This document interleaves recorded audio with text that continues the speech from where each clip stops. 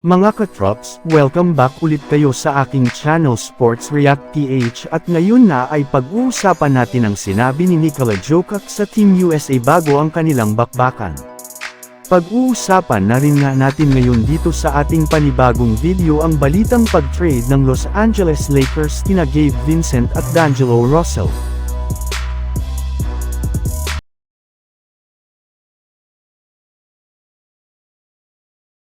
Sa pangatlong pagkakataon nga mga katrops, sa exhibition at official game ng Paris Olympics ay magkakaharap na naman nga ang Team USA at ang Serbia sa darating semifinals na gaganapin mamayang 3:00 ng madaling araw.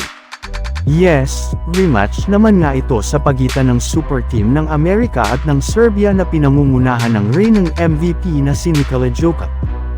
At bagamat man nga 2 beses nang natatalo ang Serbia sa kanilang mga laro laban sa Team USA ay hindi pa rin naman nga sila susuko dito since naniniwala nga sila na kakayanin na nila itong talunin sa kanilang pangatlong paghaharap.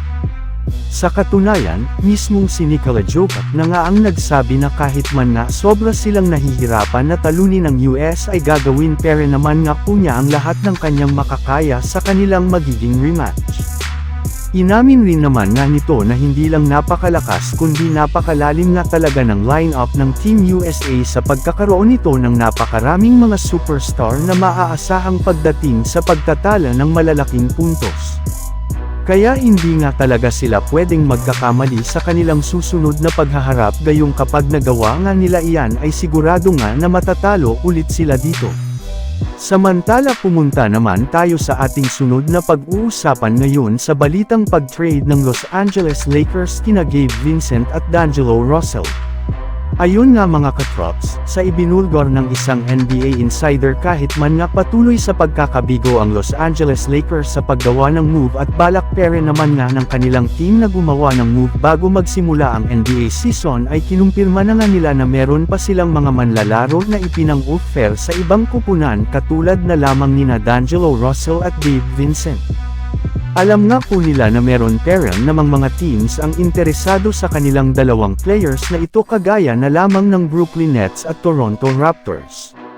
Kaya susubukan nga po ni Pelinka na gamitin sila para mapa-improve ang kanilang lineup ngayong off-season. Yes, tama nga po ang inyong narinig, bukod nga kay D'Angelo Russell. Kasali rin naman nga sa mga manlalaro na pinag-aagawan ngayon ng Raptors at Nets ay si Gabe Vincent since bukod nga sa magagamit nila ito bilang kanilang backup point guard.